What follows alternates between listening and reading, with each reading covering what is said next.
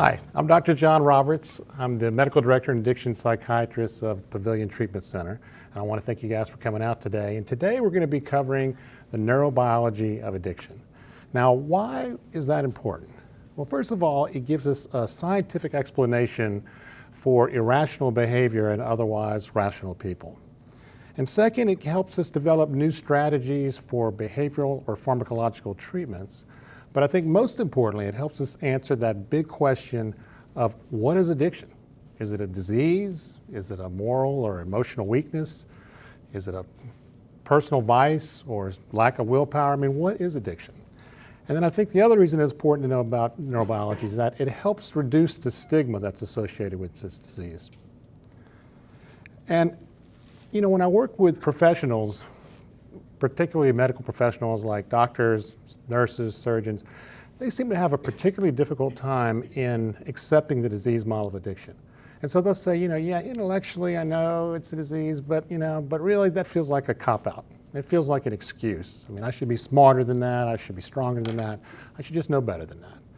And yet we know there's a lot of very successful people that have tremendous amounts of willpower and self-discipline, like Olympians or professional athletes or neurosurgeons that are unable to quit using alcohol or drugs even when they make the conscious decision to change. So something else has got to be going on with this. And I think what makes it hard for us to realize that this is a true disease is because it deals with behaviors of choice. It feels like that's a behavior, you're choosing to do it. Nobody's forcing you to pick up that drink. Nobody's forcing you to pick up that needle. So I think that gets confusing. And yet we know there's a lot of other behavioral disorders that involve irrational, compulsive behaviors as well. Obsessive compulsive disorder, where people wash their hands to the point where they're bleeding, or Tourette's disorder, where they have uncontrollable tics or vocalizations, eating disorders, where there's frequent purging or bulimia. And they don't tend to have that negative connotation associated with them that addictions do. And interestingly enough, the same areas of the brain that are disrupted in those illnesses are also the same areas of the brain that are disrupted in addictions. So I think when you think of the disease model, to be honest, Alcoholics Anonymous was way ahead of the curve and recognizing that there's something different about people that abuse alcohol. They respond to alcohol in a different way than the average person, and they refer to it as an allergy in the big book. Well, science and research has finally caught up, and now we have a better understanding that truly there is something different. And recently, and I'll read this to you, the American Society of Addiction Medicine came out with a policy statement defining the substance use disorder as a primary chronic brain disorder with genetic, psychosocial, and environmental factors influencing its course. So it's a chronic relapsing disease characterized by impaired control, preoccupation with use despite adverse consequences, and distorted thinking, most notably denial. So what really stands out of it is that loss of control and that compulsive use. And when they say primary neurological disorder, what they're saying is that it's not caused by something else. So it's not caused by depression or anxiety or bipolar affective disorder, although people may start to self-medicate depression and develop alcoholism, but that doesn't cause it. And we know that just treating their depression isn't magically going to make their addiction go away. So another example of a primary neurological disorder would be Parkinson's disease, which has been made fairly popular by Michael J. Fox. And interesting enough, both addiction and Parkinson's disease deal with dopamine deficiencies. So the take-home message is that really that addiction is a primary neurological disease, and it's not due to something else like depression or ADHD or anxiety. So if 85 to 90% of patients of adult population are exposed to some type of mood-altering substance, they'll experiment at some point in their life. Why do only like 10 to 12% of those people become addicted? I mean, what's different with that person? What's wrong with me? Well, one thing, we know that there tend to be, what we see is that it tends to definitely run in families. So it gives us an indication that there's something going on with the biological history and the genetic predisposition. And indeed, alcoholics are 3 to 4 times likely to have children that are alcoholics. So if you're a child of an alcoholic, you're 3 to 4 times more likely to develop addiction. And some sources would say that there's an 8-fold increase in relatives of people that have an addiction. And you might say, well, that makes sense. Of course, there's a greater rate of alcoholics. If they grew up in an alcoholic family, they're going to learn to drink. They watch their parents drink and they model that behavior, so of course they're going to have an increased risk. But what we find is that when the researchers looked at adoption studies and identical twins that were adopted at birth, what they found is that if that child adopted at birth had a biological positive history for alcoholism and he was raised in a negative family history that had no alcoholism at all, he still had an elevated risk for drinking. And conversely, the opposite was true. If they had a negative family history and they were raised in an alcoholic family, their risk did not go up.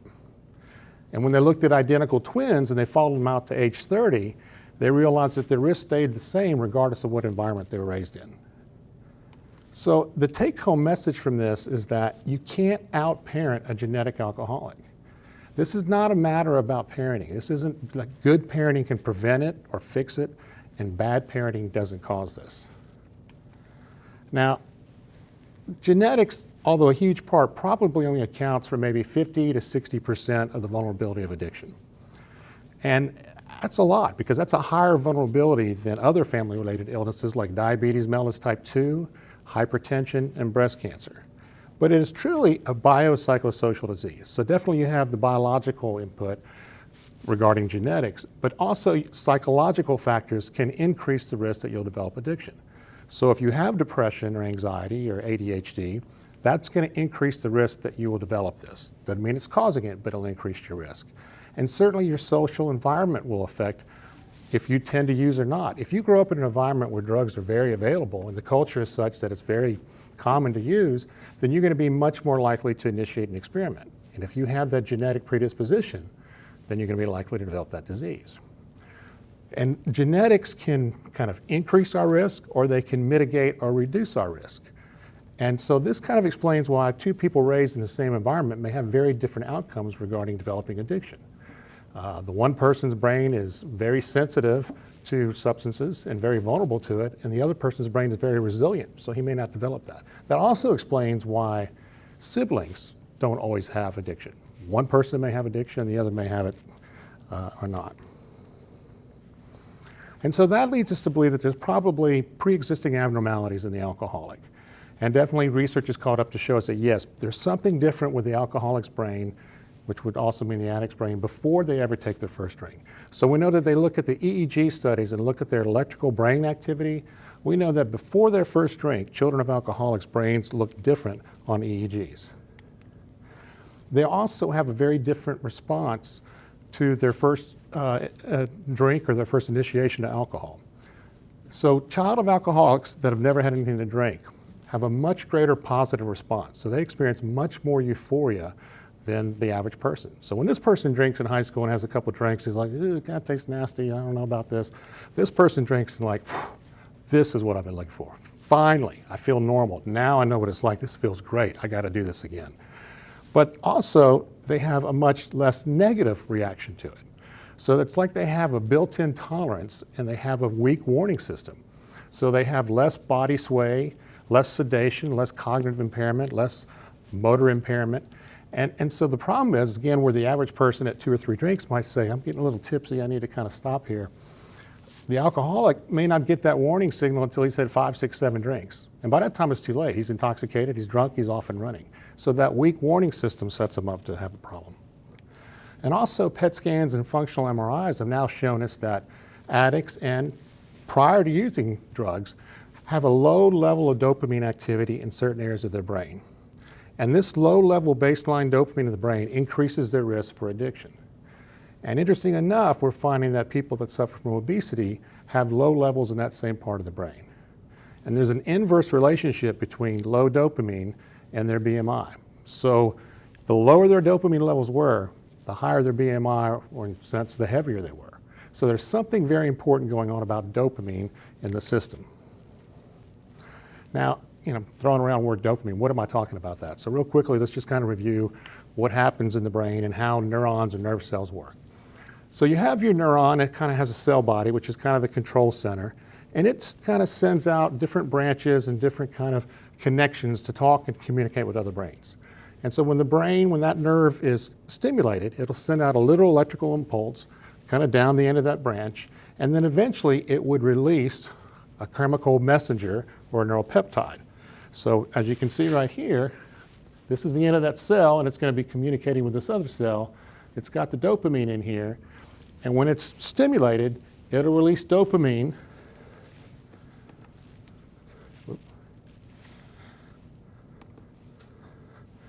into this synapse or this gap, and this dopamine will then interact with these receptors. So it's kind of like a lock and key. When it finds the right receptors, then it will tell this nerve what to do next.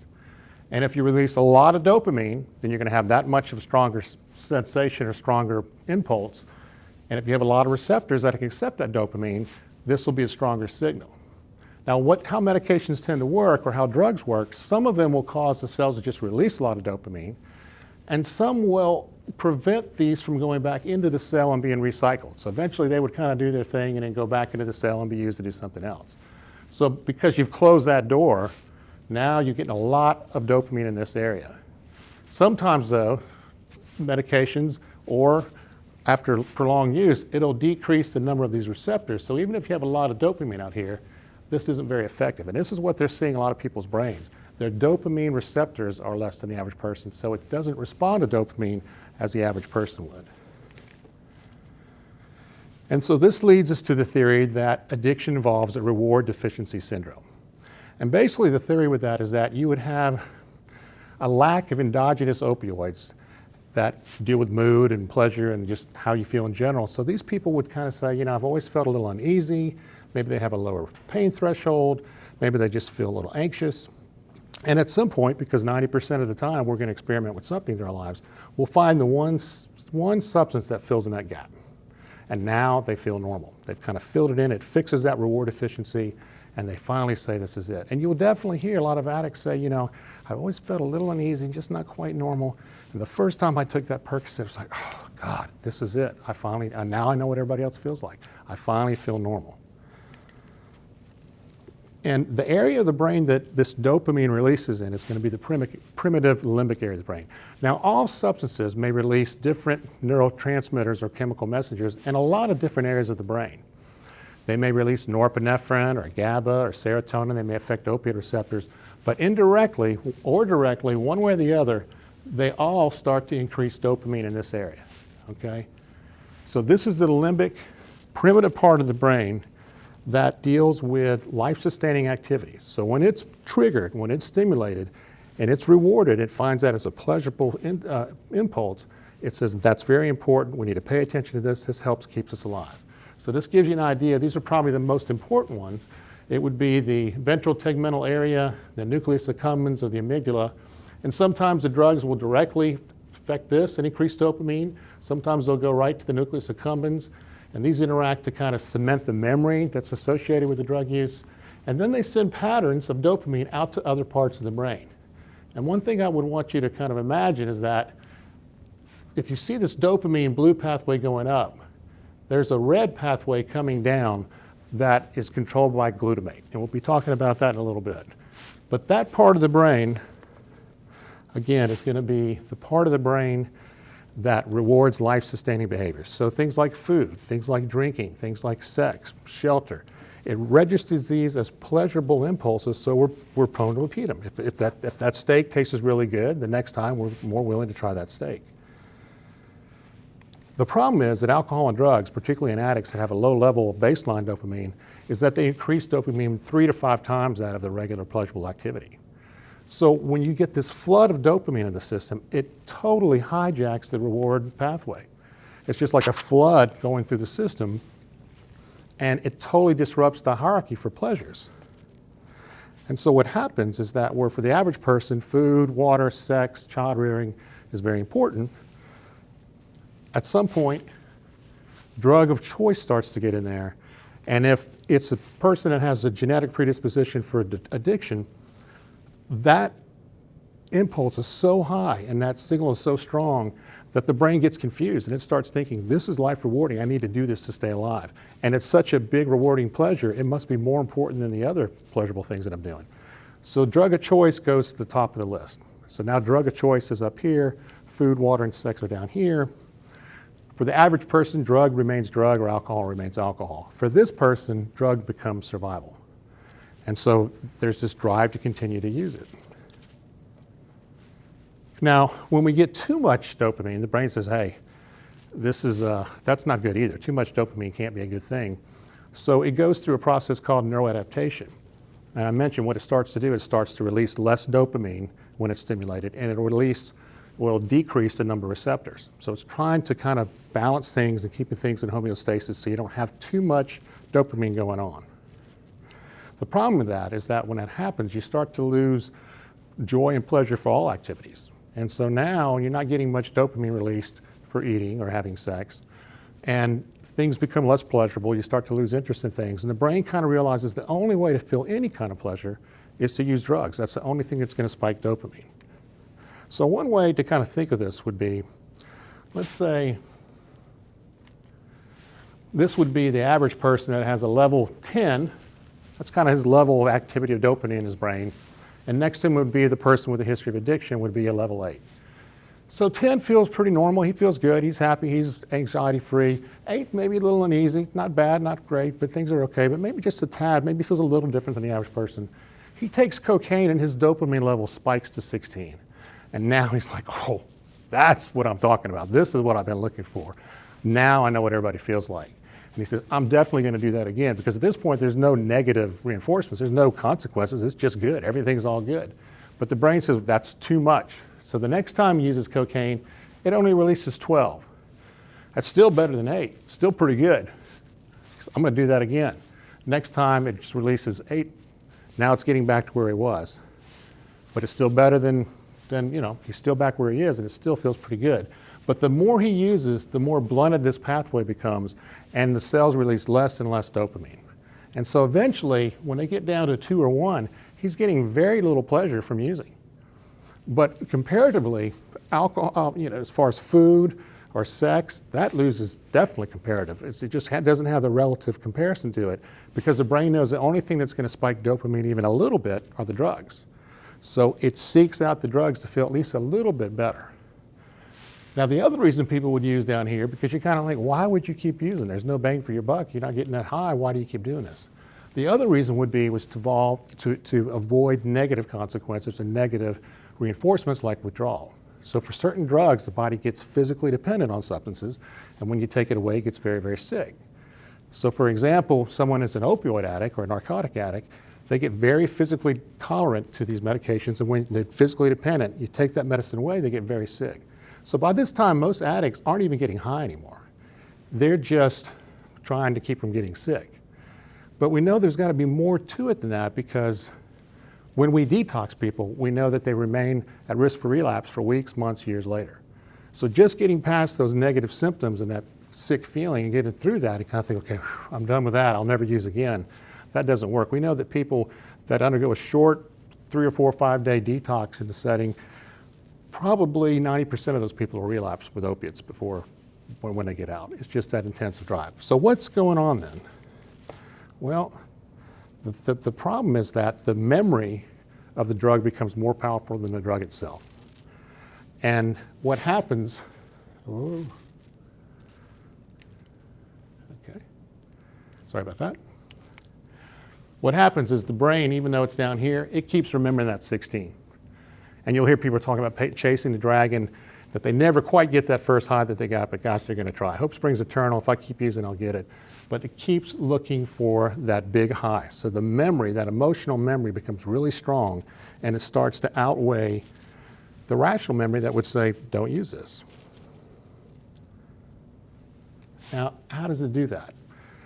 It does this in a couple ways, but if you kind of go back to high school where you learn about Pavlov's dog, about conditioned learned response, where he linked eating with ringing a bell, and eventually when he would ring the bell, the dog would salivate because he's anticipating to have the food.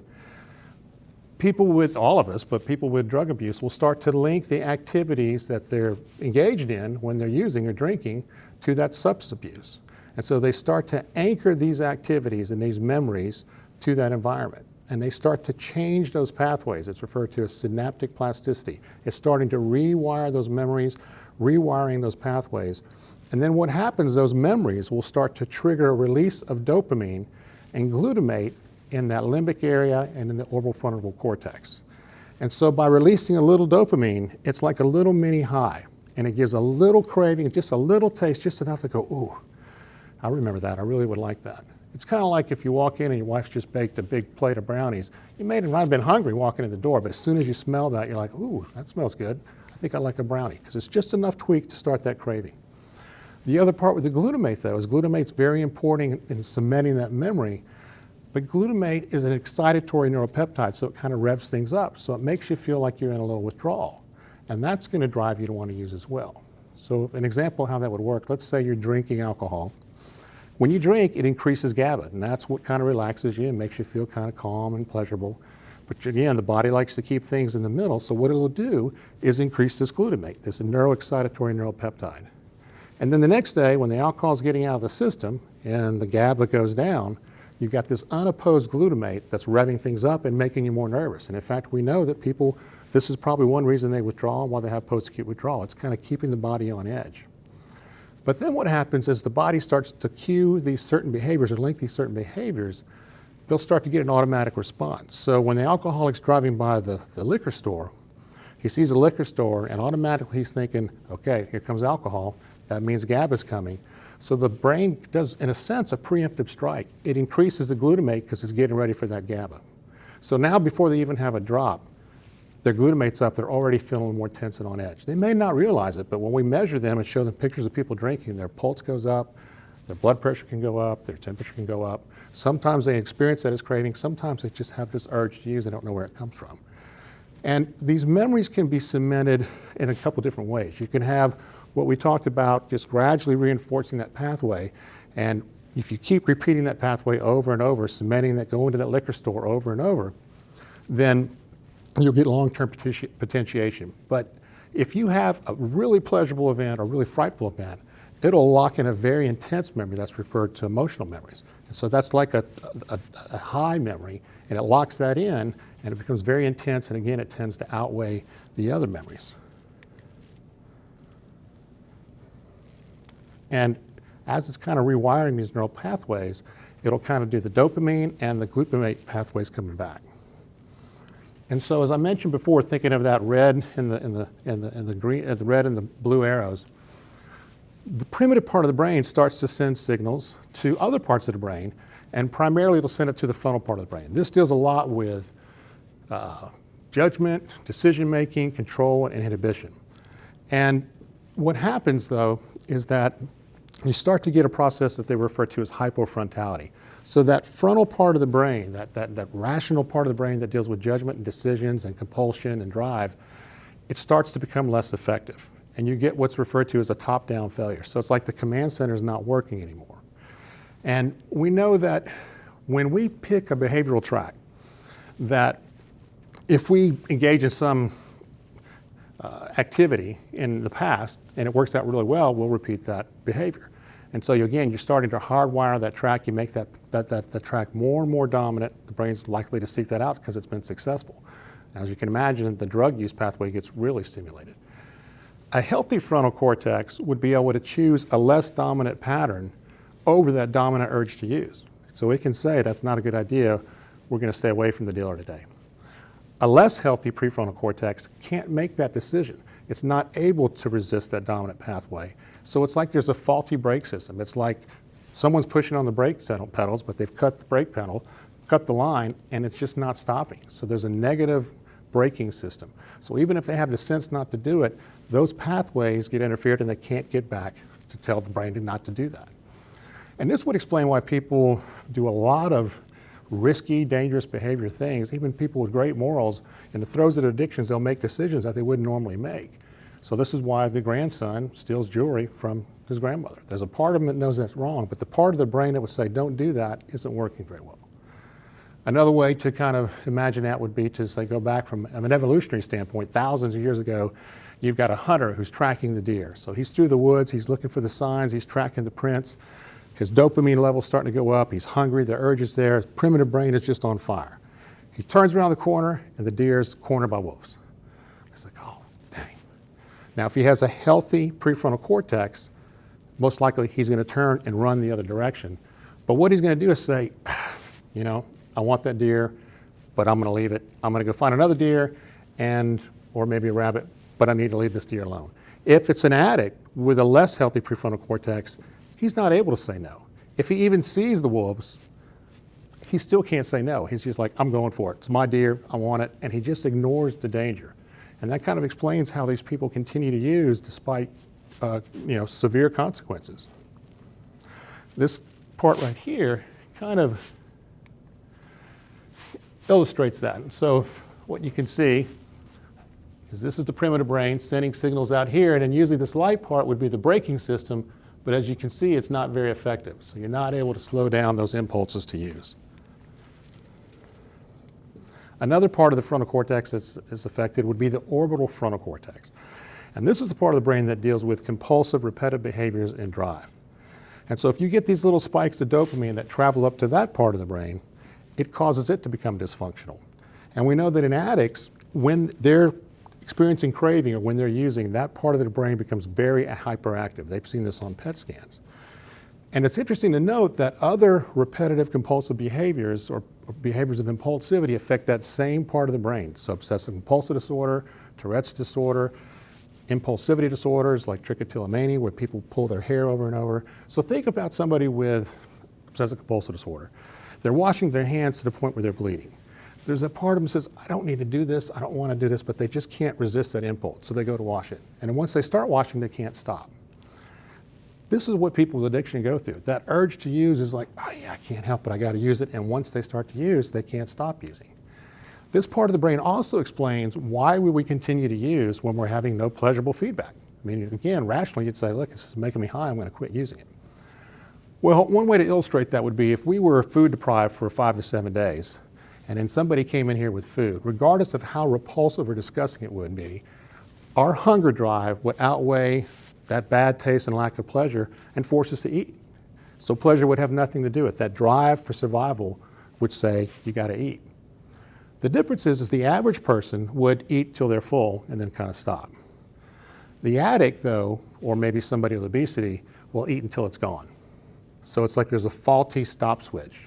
That drive is very strong, just like OCD. Once they start to wash their hands, they can't stop. Once they pick up one drink is not enough. They'll drink till they're all gone. If there's 10 beers in the refrigerator, they're drinking all 10 beers. If there's cocaine, they're using it all up that night. So this explains why you kind of have that compulsive, repetitive behavior.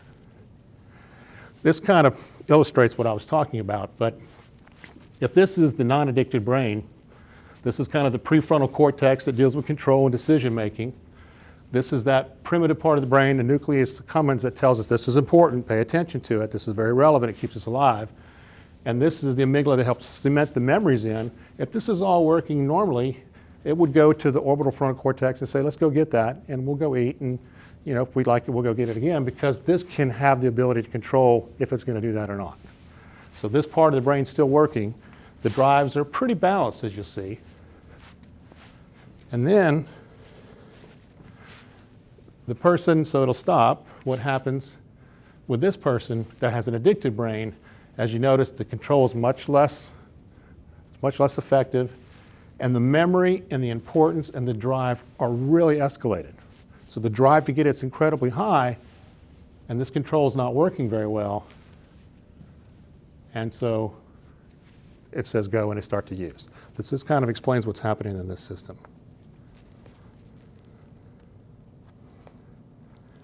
Now, the other thing to keep in mind is that when adolescents or emerging adults are growing and developing, their frontal part of the brain, this part of the brain we just discussed, doesn't fully form until probably 20 to 25 years old.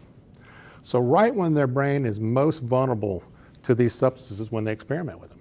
So already their frontal brain's not working really well. They're not making great decisions. Their judgment's off. It's hard to delay gratification. And now you take substances that disrupt that part of the brain even more. And then you wonder why they develop addiction. It also makes it harder to learn new behaviors. So in early treatment, it's hard to remember things. It's hard to learn things, and it makes it more difficult to remember. With all these changes going on, if you continue to repeat these, and as I said, you kind of hardwire and kind of build this pathway in, you actually change the genetic expression in the brain. You change the genetics functioning of those cells. And it's long-lasting, and it never totally goes back to normal. Again, these genes might protect you, or they might make it worse. But you do change the genetic expression in the brain. And as I said, these changes are never totally reversible. They may get less dominant, but they're always there with the potential to be reawakened in the future. And I think when we kind of think of how this happens, I just want to illustrate real quickly. This can happen very quickly, or it can happen gradually over time. So we know there's two different types of alcoholics. Type 2 is kind of the younger alcoholic. Usually it's a male, kind of a thrill seeker. And he's the kind of guy that as soon as he starts drinking, he's kind of off and running. His addiction develops within a couple months. He's drinking differently than his friends in the beginning. The type 1 alcoholic may be your professional that starts developing alcoholic symptoms in his 30s or 40s, or maybe in retirement after they have more time and they start to drink. 1 glass becomes 2, 2 glasses becomes 3. They're starting to change that brain, and depending on their genetic predisposition and their vulnerability, they'll change that brain, and eventually they continue to rewire those pathways till they've reached the threshold, and now they have full-blown addiction. And they're never going to go back to just controlled drinking. And it's really hard for these patients because they can think of 30 years where they could drink with their friends socially. They're like, why can't I drink now? But once they cause that threshold and they've changed those circuits, they're not going to go back to normal. So it's kind of like that analogy, when does a cucumber become a pickle? I don't know, but once it does, it's not going back to a cucumber. So it's that kind of shift that you'll see. So it can happen really quickly, it could happen slowly. Another way to think of it would be, let's say you need 100 points to get addicted. Some people are probably going to come out with 90 points of genetic predisposition, and they just need a little stressors to get them 100, and they're addicted. Maybe some people come out with a 30 or 40, and if they have enough social stressors or trauma in their life to boost that up to 100, then they're addicted. And you may have some people that have just so little genetic predisposition, it doesn't matter what happens in their life, because their brain is so resilient in the way it experiences drugs, it never gets high enough to kick in that addiction. And that kind of explains why some people get it really quickly and why some people can develop kind of slowly. Another part that's affected in the brain would be the brain's response to stress. Now, stress is the anti-reward system. So when we are stressed, we increase a substance called corticotrophin releasing factor. And this tells the body to release glucocorticoids or release cortisol in the brain or go down to the adrenal glands and release adrenaline. So it's kind of a fight or flight response to stress. And when they look at rats that have not been exposed to cocaine, when they're stressed, they just release the CRF. But if they've been exposed to cocaine, particularly if they've grown in addiction, not only do they have this release of CRF, but now that CRF causes a release of dopamine and glutamate in the addict's limbic area, as well as the orbital frontal cortex. So simply, when we get stressed and we get that increased CRF, that causes a spike of dopamine and glutamate. And what did we just cover? When you get a spike of dopamine and glutamate, that increases craving, that increases desire to use. And then what else happens is that it resets the hedonic set point or the pleasure point. So if you're really stressed all the time, your body's compensating by kind of spiking up dopamine. And so that the threshold gets higher and higher before it to register as a reward. So now the only thing that feels rewarding would be, say, cocaine. Food, sex, alcohol are down here. So as long as there's all that stress going on, you're still kind of driving up that hedonic pathway. They know that medications that block CRF can decrease craving and the risk of relapse. And if they give people CRF, it can induce craving and relapse. The other thing that's interesting, if you look at people with early childhood trauma, it looks like their response to that trauma at an early age changes their brain and sets them up the way they respond to stress to have an addiction later on in life. So just experiencing trauma at a younger age can rewire that brain, and then when they become older, and they certainly have a higher risk of becoming addicted. And certainly we know there's a high rate of prevalence with people with PTSD and a history of trauma in people with addictions. Now there's two other things before we wrap up that we'll discuss that kind of get affected in the brain. And one of these would be something called procedural learning. Now procedural learning is kind of that how-to behavioral learning. It's hardwired, it's lifelong, it's rigid. This would be the kind of learning that we would have, say, when we're learning to tie our shoes or riding a bicycle, driving a car, or learning an instrument. Initially, you may have to think, okay, I push the pedal, I turn the key, I drive, I look in the mirror, and eventually it becomes automatic. Same thing with someone practicing learning to play an instrument. They may look for the certain position of the fingering, they have to really think, first finger, second finger, first position, and eventually it becomes automatic, and it's just second nature. They don't think anything about it. Well, what happens in addiction is that the more you repeat those behaviors to obtain substances, the more that becomes natural, the more that becomes an automatic response, and then craving triggers that response automatically. And you don't have to think about it. So people become very good at finding where to get alcohol, where to get drugs, how to be manipulative, how do they get money. And when they have that craving, it's so fast that the body's like an automatic motion to obtain the substance before it can even stop. And that automatic behavior never totally goes away. And that's why 30 years later, when somebody starts using again, they'll reawaken that pathway, and very quickly they'll be off and running and using again. Just like if somebody hasn't ridden a bicycle for 30 years, eventually it might be a little shaky, but that's going to come back to them pretty quickly. The other process affected is denial. Now, a fancy definition of denial would be that it re-engineers the conscious interpretation of reality, and it would do this in addiction to ensure that addiction runs in stealth mode. So in a sense, it kind of makes up a new story for what's really happening in their lives. And it does this to protect the addiction because at some level it thinks this is life supporting. I don't want to get rid of this. This keeps me alive. And so it's like a mini psychosis. They have what's referred to as an insight deficit. They don't really know they're having that much trouble. They don't realize they're out of control. They don't see the consequences. They don't get the sense that their wife's getting ready to leave them. They're out of touch with reality and how bad their disease is. And you're kind of like, why would they do this? Well, at some level, our brain is hardwired for denial.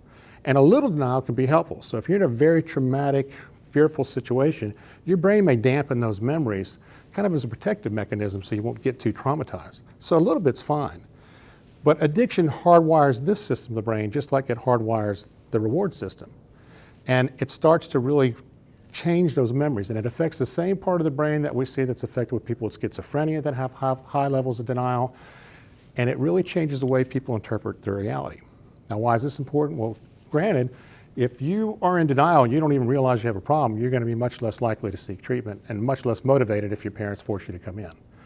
But it also affects treatment when you leave, because now you're at a greater sense for relapse. Because with time, that denial starts to creep back in, and there's kind of a hierarchy of memories. The pleasurable ones become more powerful, and the negative ones kind of go in the background. So now you forget how little control you had. And you start to think like, yeah, I can have one or two drinks. I can control it again, because you've kind of, in a sense, suppressed or you're in denial about how bad it was. Or you start to romanticize the drug and you forget all the negative things. And so this is why people 2 or 3 months, 2 or 3 years out of treatment can relapse as well, because they kind of forget how bad their illness was. So how does this guide us with treatment? Well, first of all, now we know we have to deal with denial to get people to a level of motivation and what they're willing to change. And in the old days, it used to be, look, they just have to hit their bottom. They have to have some bad consequence to kind of wake them up before they'll engage in treatment. Now we know we can actively try to attack that denial by using modalities, treatment modalities like motivational enhancement therapy or motivational interviewing. And basically what we do with this is we work with the patient where they are at their level of motivation, even if they're in pre-contemplation and have no desire to quit. And we try to help them become more aware of their issues, more aware of how much they're using, the consequences, and slowly help to have them raise their level of awareness and break that denial down.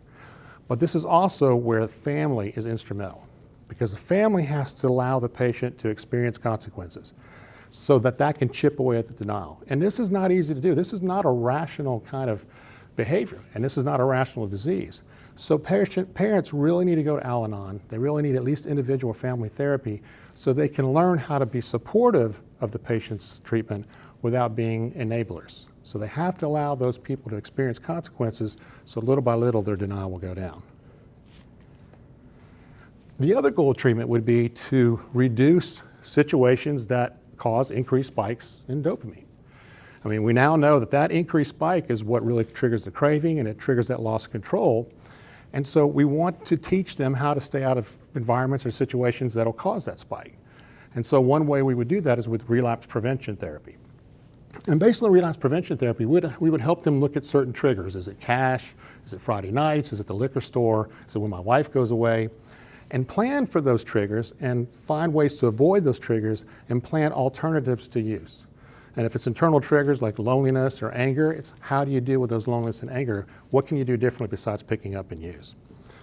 And what that does is it decreases the amount of dopamine spikes you have, so you're priming the pump less. Because every time you get a dopamine spike, you're reminding the brain about that addiction process. And this is why we've recently gone to being a smoke-free facility. Because what we know is, contrary to old dogma, if people stop smoking in early recovery, their chances of having success almost doubles with their primary drug of choice. And there's probably a couple reasons for that. One, there's a conditioning response. When they're drinking, they're smoking, so it reminds the brain of that interaction. Two, it continues to give you that dopamine spike that continues to remind the brain of what that's like. So you're always kind of hitting the brain with a little dopamine spike, and it's different than just food or water or sex because it's so intense. So we know now that it's really contraindicated to continue smoking early on, just like any other substance, because it increases your risk of relapse.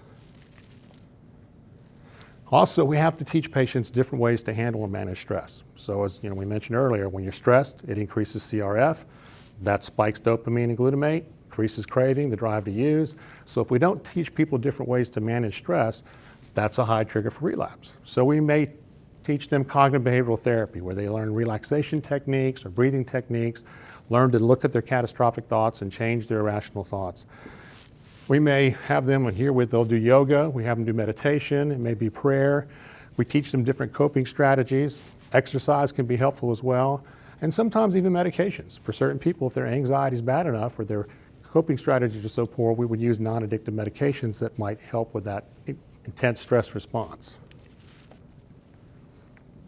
And psychopharmacology certainly has been affected by the neurobiology of addiction, in that it gives us an idea of what types of neuropeptides may be important that reinforce addiction. So it gives us an idea of what kind of medications may be important.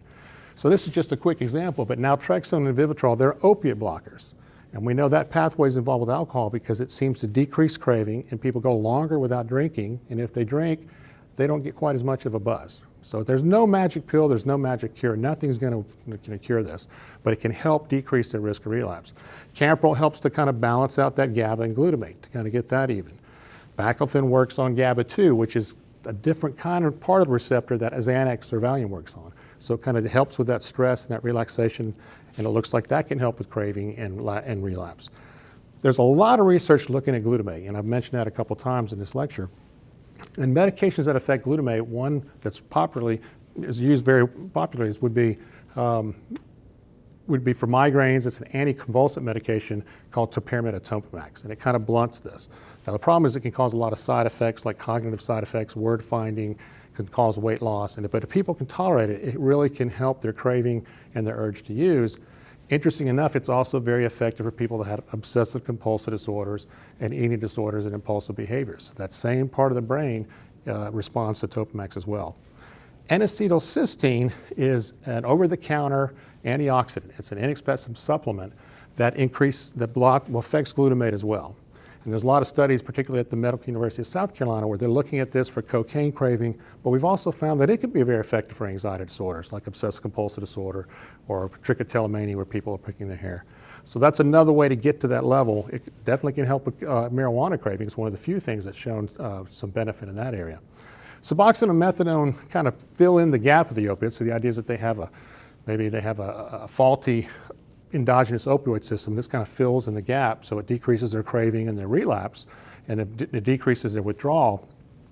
The problem with that is that it doesn't often change their behavior, so that when they finally get off the Suboxone and methadone, a large percentage of those people will relapse. The question is, how long do people stay on that?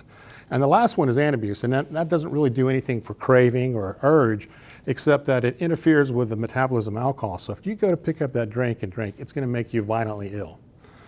And the drive is so strong for a lot of people, they'll still drink on that. Most people, it's like, oh, I'm not going to do that, I'm going to get sick. But some people will still drink on that and fight through the lack of pleasure and the sickness because the drive to use is so strong. So if you do all these things, then what that does is it allows the brain to heal. If you have less dopamine spikes by reducing triggers, by reducing stress, maybe with medications, the hypofrontality, that inefficiency of the frontal part of the brain that deals with control, starts to resolve. And it starts to be able to regain choice and behavior, and it can have more discipline in that sense. And then the hedonic pleasure pass point, because you're not getting these huge spikes of dopamine, comes back down to normal. So now normal pleasures are normal again. They feel pleasurable again. So food, water, sex become more enjoyable. People start to reawaken, their mood's better, their energy's better, and they start to improve. And this is how we would eventually heal the brain. If you think about 12-step programs, that it really kind of encompasses all of these. When you look at denial, by looking at it, addiction as being powerless and having to surrender to some higher power, something greater than yourself, you start to confront denial. You avoid dopamine spikes by, one, being in an environment you're with other people that aren't using. It's being reinforced not to go to old playgrounds and be around old using partners. You start working on making amends and working on character defects, make daily inventory, prayer and meditation, so you're decreasing the stress, you're learning healthier ways to deal with life on life's terms. And ideally what you would have would be a spiritual awakening, which is just a kind of life of serenity and peace. And I'll have to say that probably some of the happiest people I've ever met are people in recovery. There's something different about them. There's a zest and passion for life. And they would say they're grateful recovering alcoholics because not just because they're sober, but it's led them to this path where they have this sense of kind of peace and serenity. So they're happier now than they were even before the onset of their addiction. Service continues to kind of reinforce that. So it kind of encompasses all that. So we finally come to the end here. And I guess the take-home point, what I would like to point out is, hopefully you remember, is that one, addiction is a primary chronic brain disorder. It affects the brain's reward circuitry. And addiction affects the brain circuits involving memory, impulse control, judgment, decision-making, and results in nonsensical pursuits of reward. So it's not a choice, it's not a weakness, you're not a bad patient, you have a bad disease.